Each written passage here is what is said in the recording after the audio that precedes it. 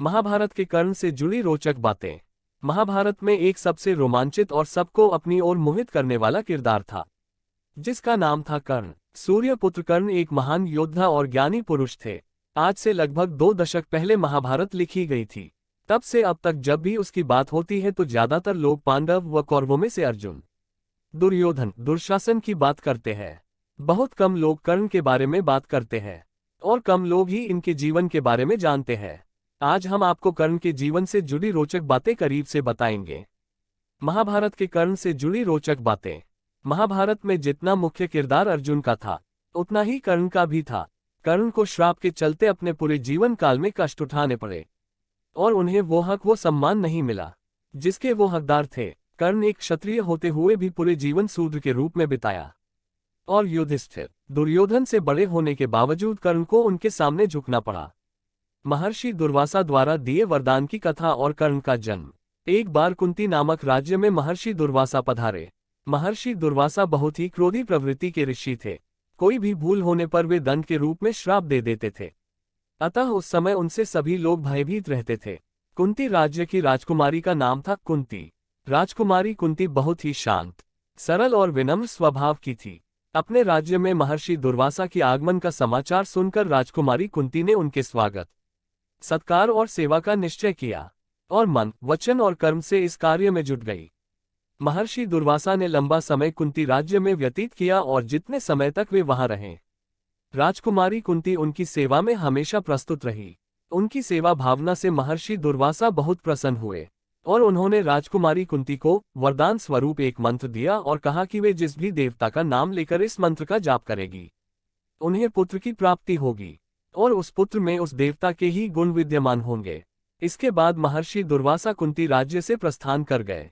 पुराणों के अनुसार महर्षि दुर्वासा के पास भविष्य देखने की शक्ति थी और वे जान गए थे कि राजकुमारी कुंती का विवाह गुरुकुल के महाराज पांडु से होगा और एक ऋषि से मिले श्राप के कारण वे कभी पिता नहीं बन पाएंगे।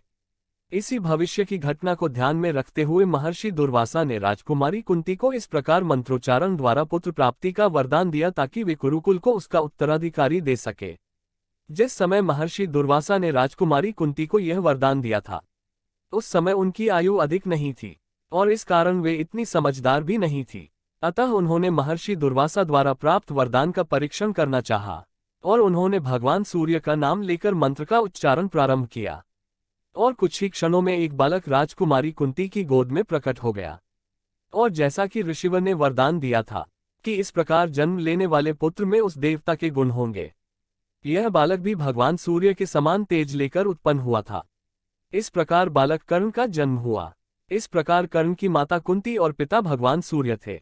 राजकुमारी कुंती द्वारा बालक कर्ण को त्याग देने का निर्णय। जिस समय कर्ण का जन्म हुआ, उस समय राजकुमारी कुंती अविवाहित थी और बिना विवाह के पुत्र होने के कारण वे राज्य में अपने पिता की, अपने संपूर्ण परिवार और राज्य की प्रतिष्ठा और सम्मान के प्रति चिंतित हो गई और भगवान सूर्य से इस प्रकार उत्पन्न हुए पुत्र को वापस लेने की प्रार्थना करने लगी। साथ ही वे अपने कौमार्य के प्रति भी चिंतित थी। तब भगवान सूर्य ने उन्हें आश्वस्त किया कि इस प्रकार पुत्र के जन्म से उनके कौमार्य को कोई क्षति नहीं पहुंचेगी, क्योंकि भगवान सूर्य इस पुत्र के जैविक पिता नहीं है। परंतु वे इस पुत्र को वापस नहीं ले सकते थे, क्योंकि वे महर्षि दुर्वासा द्वारा दिए गए वरदान से बंधे हुए थे और वरदान को पूरा करने हेतु विवश भी थे। इस स्थिति में राजकुमारी कुंती ने लोक लाज के कारण पुत्र का त्याग करने का निर्णय लिया, परंतु वे अपने पुत्र प्रेम के कारण उसकी सुरक्षा हेतु चिंतित थी। इस कारण उन्होंने भगवान सूर्य से अपने पुत्र की रक्षा करने की प्रार्थना की। तब भगवान सूर्य ने अपने पुत्र की सुरक्षा के लिए उसके शरीर पर अभेद्य कवच और कानों में कुंडल प्रदान किए, जो इस बालक के शरीर का ही हिस्सा थे। इन्हीं कुंडलों के कारण इस बालक का नाम कर्ण रखा गया। सारथी अधीर द्वारा कर्ण को पुत्र रूप में पालना। जब राजकुमारी कुंती अपने पुत्र कर्ण की सुरक्षा के प्रति आश्वस्त हो गई, तब उन्होंने बड़े ही दुख के साथ इस प्रकार जन्मे अपने नवजात बालक को एक टोकरी में रखकर गंगा नदी में बहा दिया। इस प्रकार बहते बहते ये हस्तिनापुर नगरी पहुंच गया और इस प्रकार अधीर्त नामक एक व्यक्ति को नदी में टोकरी में बहकर आता हुआ बालक दिखाई दिया और इस व्यक्ति ने इस बालक को अपने पुत्र के रूप में अपनाया।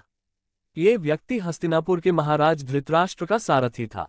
अधीर्त और उनकी पत्नी राधा ने बड़े ही स्नेह के साथ इस बालक को अपनाया और अपने पुत्र के रूप में इस बालक का पालन पोषण किया।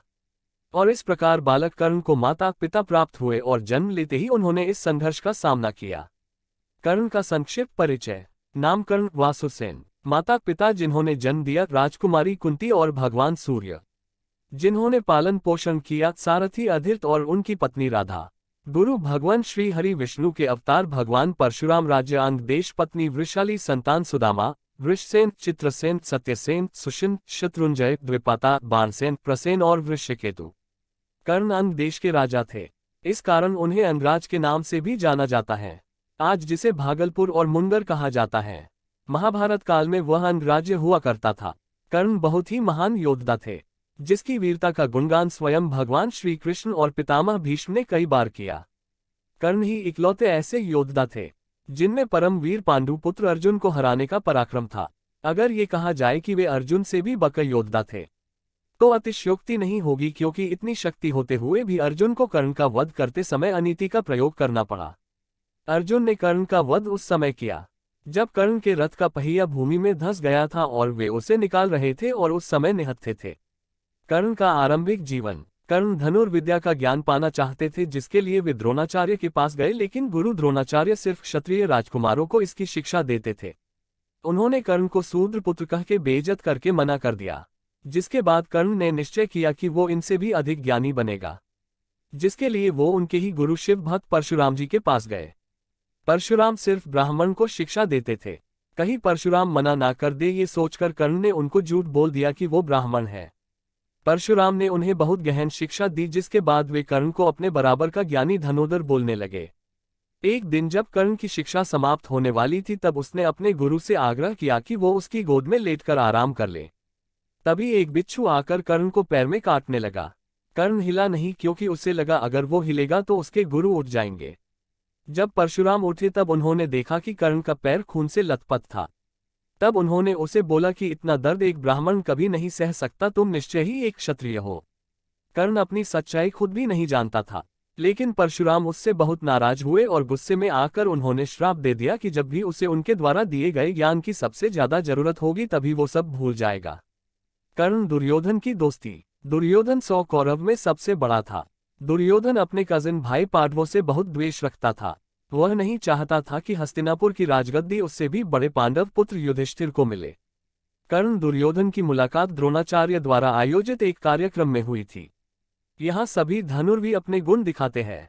इन सब में अर्जुन श्रेष्ठ रहता है, लेकिन कर्ण उसे सामने से ललकारता था तब वे उसका नाम जाति पूछते हैं, क्योंकि राजकुमार सिर्फ क्षत्रिय से ही लड़ते थे। कर्ण जब बोलता है कि वो शूद्र पुत्र है तब सभी उसका मजाक उड़ाते हैं। भीम उसे बहुत बेइज्जत करता है। ये बात कर्ण को अंदर तक आहत करती है और यही वजह बनती है कर्ण की अर्जुन के खिलाफ खड़े होने की। दुर्योधन ये देख मौके का फायदा उठाता है, उसे पता है कि अर्जुन के आगे कोई भी नहीं खड़ा हो सकता है। तब वो कर्ण को आगे रहकर मौका देता है। वो उसे अंग देश का राजा बना देता है, जिससे वो अर्जुन के साथ युद्ध करने के योग्य हो जाता है। कर्ण इस बात के लिए दुर्योधन का धन्यवाद करता है और उससे पूछता है कि वो इस बात का ऋण चुकाने के लिए क्या कर सकता है। तब दुर्योधन उसे बोलता है कि वो जीवन भर उसकी दोस्ती चाहता है। इसके बाद से दोनों पक्के दोस्त हो जाते हैं। दुर्योधन कर्ण पर बहुत विश्वास करते थे, उन्हें उन पर खुद से भी ज्यादा भरोसा था। इनकी दोस्ती होने के बाद दोनों अधिकतर समय साथ में ही गुजारते थे। एक बार दोनों शाम के समय चौपड़ का गेम खेल रहे थे, तभी दुर्योधन वहां से चले गए। तब उनकी पत्नी भानुमति वहां से गुजरी और अपने पति की जगह वो खेलने बैठ गई। किसकी बारी है, इस बात को लेकर दोनों के बीच झगड़ा होने लगा। तब कर्ण भानुमति से पांसा छीनने लगता है। इसी बीच भानुमति की माला टूट जाती है और मोती सब जगह फैल जाते हैं और उसके कपड़े भी अव्यवस्थित हो जाते हैं। तभी दुर्योधन वहां आ जाता है और दोनों को इस हाल में देखता है। दुर्योधन कर्ण से पूछता है कि किस बात पर तुम लोग लड़ रहे हो। जब उसे कारण पता चलता है तब वह बहुत हंसता है। इसके बाद भानुमति दुर्योधन से पूछती है कि आपने मुझ पर शक क्यों नहीं किया। तब दुर्योधन बोलता है कि रिश्ते में शक की कोई गुंजाइश नहीं होनी चाहिए। अगर शक आ जाए तो रिश्ता खत्म होने लगता है। मुझे कर्ण पर पूरा विश्वास है, वो कभी मेरे विश्वास को नहीं तोड़ेगा। कर्ण के अन्य नाम। महाभारत काल में वे कर्ण नाम से प्रसिद्ध हुए, जिसका अर्थ है अपनी स्वयं की देह अथवा कवच को भेदने वाला। उनके अन्य नाम भी थे जो अग्र लिखित हैं। राधेय राधा का पुत्र होने के कारण वैकर्ताना जिसने भगवान इंद्र को अपने अभेद्य कवच और कुंडल दान दे दिए, जो हिंदुओं के देवता भगवान सूर्य से संबंधित हो। रश्मिर्दी जो प्रकाश के रथ पर सवार हो। वासुसेन कर्ण का जन्म नाम, जो धन के साथ जन्मा हो, सोने के कवच और कुंडलों के कारण। Closing square bracket. सूर्यपुत्र भगवान सूर्य का पुत्र। परशुराम शिष्य भगवान परशुराम का शिष्य होने के कारण। अंगराजन राज्य का राजा होने के कारण। विजयधारी विजय धनुष धारण करने वाला। अधीर्दयघीर्त का पुत्र होने के कारण।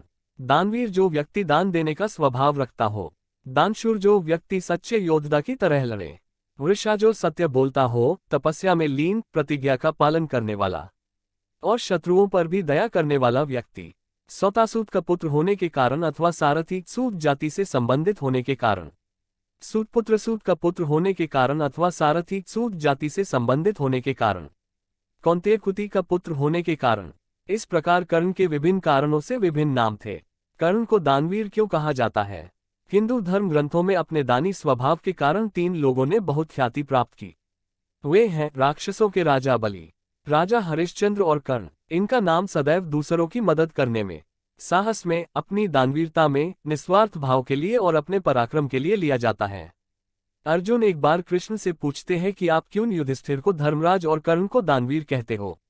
तब इस बात का जवाब देने के लिए कृष्ण अर्जुन के साथ ब्राह्मण रूप में दोनों के पास जाते हैं। पहले वे युधिष्ठिर के पास जाते हैं और जलाने के लिए सूखी चंदन की लकड़ी मांगते हैं। उस समय बहुत बारिश हो रही होती है। युधिष्ठिर अपने आसपास सब जगह बहुत ढूंढता है, लेकिन उसे कोई भी सूखी लकड़ी नहीं मिलती, जिसके बाद वो उन दोनों से माफी मांगकर उन्हें खाली हाथ विदा करता है। इसके बाद वे कर्ण के पास जाते हैं और वही चीज मांगते हैं। कर्ण भी सभी जगह सूखी चंदन की लकड़ी तलाशता है, लेकिन उसे भी नहीं मिलती। कर्ण अपने घर से ब्राह्मण को खाली हाथ नहीं जाने देना चाहता था। तब वो अपने धनुष का चंदन की लकड़ी का बना दरवाजा तोड़कर उन्हें दे देता है। इससे पता चलता है कि कर्ण बहुत बड़े दानवीर थे। महाबली कर्ण ने वैसे तो अनेक दान किए, परंतु उनके जीवन के 2 महत्वपूर्ण दानों का वर्णन निम्नानुसार है। भगवान इंद्र को दिया गया दान। पुराणों के अनुसार कर्ण प्रतिदिन अपने पास आए याचकों को मनचाहा दान देते थे। ये उनकी दिनचर्या में शामिल था। महाभारत के युद्ध के समय जब वे अपने स्नान और पूजा के पश्चात याचकों को रोज की तरह दान देने लगे, तब उन याचकों में भगवान इंद्र अपना रूप बदलकर एक साधु के रूप में सम्मिलित हो गए और उन्होंने दान स्वरूप कर्ण के कवच और कुंडल मांग लिए। और कर्ण ने बिना अपने प्राणों की चिंता किए अपने कवच और कुंडल को अपने शरीर से अलग कर उन्हें दान स्वरूप दे दिया। इस प्रसंग में महत्वपूर्ण बात यह थी कि महाबली कर्ण को ये बात पहले ही उनके पिता भगवान सूर्य से पता चल चुकी थी कि भगवान इंद्र अपने पुत्र अर्जुन के प्राणों के मोहवश उनसे इस प्रकार छलपूर्वक कवच और कुंडल का दान मांगने आएंगे। और भगवान सूर्य ने अपने पुत्र कर्ण को अपने पुत्र मोह के कारण उन्हें ये दान देने से मना किया, परंतु कर्ण ने इस प्रकार याचक को खाली हाथ लौटाने से मना कर दिया और अपने कवच और कुंडल सब कुछ जानते हुए भी खुशी से दान कर दिए।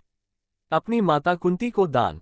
कर्ण ने अपनी और पांडु पुत्रों की माता महारानी कुंती को भी अभय दान दिया था, अर्थात उन्होंने महारानी कुंती को दान स्वरूप ये वचन दिया था कि वे हमेशा 5 पुत्रों की माता रहेंगी। उनके सभी पुत्रों में से या तो अर्जुन की मृत्यु होगी या स्वयं कर्ण मारे जाएंगे और वे महारानी कुंती के अन्य 4 पुत्रों का वध नहीं करेंगे। अपने इस वचन को निभाते हुए उन्होंने युद्ध में अवसर प्राप्त होने पर भी किसी भी पांडु पुत्र का वध नहीं किया और उन्हें भी जीवन दान दिया। इस प्रकार अपने परम दानी स्वभाव के कारण उन्हें दानवीर कर्ण कहा जाता है। कर्ण अर्जुन का युद्ध। कर्ण अर्जुन भाई होते हुए भी बहुत बड़े दुश्मन थे। दोनों के पास बहुत ज्ञान और शिक्षा थी।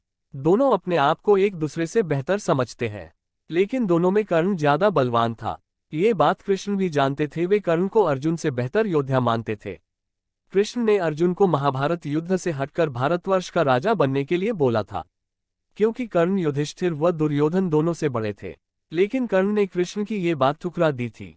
कर्ण ने अर्जुन के पुत्र अभिमन्यु को महाभारत के चक्रव्यूह में फंसाकर मार डाला था। इस बात से कृष्ण व पांडव दोनों बहुत क्रोधित हुए थे। कर्ण को खुद भी इस बात का बहुत दुख था, क्योंकि वे जानते थे कि अभिमन्यु उनके ही भाई का बेटा है। जब कर्ण अर्जुन का युद्ध हुआ था, तब कृष्ण व इंद्र दोनों ने अर्जुन की मदद की थी। युद्ध के समय कर्ण परशुराम द्वारा दी गई महान विद्या को याद करते हैं, लेकिन परशुराम के श्राप के चलते ही वो सब भूल जाते हैं। युद्ध के दौरान कर्ण का रथ मिट्टी में धंस जाता है, जिससे निकलने वे अपना धनुष नीचे रख देते हैं। ये सब कृष्ण की चाल होती है। इसी बीच अर्जुन उन पर वान चला देता है। अर्जुन अपने बेटे अभिमन्यु की मौत का बदला कर्ण से लेते हैं। धर्मवीर कर्ण। कुरुक्षेत्र का युद्ध शुरू होने से पहले कृष्ण कर्ण को बताते हैं कि वो पांडव से भी बड़ा है, जिससे वो राज्य का सही उत्तराधिकारी है। युधिष्ठिर नहीं, कृष्ण बताते हैं कि वो कुंती और सूर्य का पुत्र है। कृष्ण उन्हें पांडव का साथ देने को बोलते हैं, लेकिन दुर्योधन से सच्ची दोस्ती व वफादारी के चलते कर्ण इस बात से इनकार कर देते हैं। कृष्ण के अनुसार पूरी महाभारत में सिर्फ कर्ण ही है जिन्होंने अंत तक धर्म का साथ नहीं छोड़ा और धर्म के ही रास्ते पर चले। कर्ण का पूरा जीवन त्याग, जलन में ही बीता। गलत रवैया होने के कारण कर्ण अर्जुन के हाथों मारा गया। कर्ण को शुरू से ही पता था कि दुर्योधन गलत राह पर चल रहा है। उसे ये भी पता था कि कौरव ये युद्ध हार जाएंगे, लेकिन दुर्योधन को दिए वचन के चलते कि वो उसका कभी साथ नहीं छोड़ेगा, कर्ण अंत तक दुर्योधन के साथ रहे और उसकी सेना के सेनापति रहे। कर्ण का वध। कर्ण अर्जुन के हाथों मारा गया। इस बात का जब पता कुंती को चला तब वे रोते रोते युद्ध स्थल पर चली आई थी। पांडव ये देखकर हैरान थे कि उनकी मां दुश्मन के मरने पर इतना क्यों विलाप कर रही है। कुंती उन्हें बताती है कि कर्ण उन सब का ज्येष्ठ भाई है। युधिष्ठिर ये बात सुन अपनी मां पर गलत लांछन लगाने लगता है, उन्हें बहुत बुरा भला बोलता है। तब कृष्ण पांडव को सारी बात समझाते हैं। अर्जुन को अपने भाड़े भाई को मारने का बहुत दुख होता है। वे इसका पश्चाताप भी करते हैं। कहते हैं कर्ण कृष्ण का ही रूप थे। कृष्ण ने उन्हें इसलिए बनाया था ताकि दुनिया त्याग बलिदान की सही परिभाषा समझ सके। शिक्षा। इस प्रकार कर्ण के जीवन से हमें अदम्य साहस, वीरता, दानशीलता, कर्तव्य, वचनबद्धता और सदैव धर्म की राह पर चलने की सीख मिलती है। आपको महाभारत के दानवीर कर्ण से जुड़ी रोचक बातें जान के कैसा लगा? आप अपने विचार हमसे जरूर शेयर करें। आज के इस महत्वपूर्ण धार्मिक प्रकाशन को हम यहीं समाप्त करने की आज्ञा चाहते हैं। आप सबसे नम्र विनती है कि कृपया आप सब अपने अनमोल विचार हमें कमेंट बॉक्स में अवश्य लिखें। इस चैनल से आपको सनातन धर्म, हिंदू धार्मिक पुराणों, उपनिषदों, ग्रंथों, वेदों, बच्चों के लिए शिक्षाप्रद, मोटिवेशनल, नैतिक शिक्षा, बोध कथाएं, पौराणिक कथाएं इत्यादि और हिंदू देवी देवताओं से संबंधित ज्ञान और नई नई जानकारी प्राप्त होगी। ये चैनल ज्ञान का खजाना है जो अधिकांश ज्ञान और जानकारी प्रदान करता है जो किसी व्यक्ति के लिए खुद को सही ढंग से समझने और उनके आसपास की दुनिया को समझने के लिए महत्वपूर्ण है। जीवन के बारे में आपको जो कुछ भी जानने की जरूरत है वह इस चैनल में है, लगभग सब कुछ। इस चैनल को अपने दोस्तों रिश्तेदारों में शेयर करें और सब्सक्राइब करें। सनातन धर्म व भारतवर्ष के हर पहलू के बारे में हर माध्यम से जानकारी जुटाकर उसको संपूर्ण व सत्य रूप से आप लोगों तक पहुंचाना मेरा उद्देश्य है। यदि किसी भी विषय में मुझसे किसी भी प्रकार की कोई त्रुटि हो तो कृपया इस लेख के नीचे टिप्पणी कर मुझे अवगत करें। अच्छे विचारों को हम यहाँ प्रकाशित करते हैं। ये चैनल धार्मिक और अन्य महत्वपूर्ण जानकारियों से संबंधित चैनल है। इस चैनल का किसी भी अन्य संस्थान, कोर्स आदि से कोई संबंध नहीं है। जय श्री कृष्णा।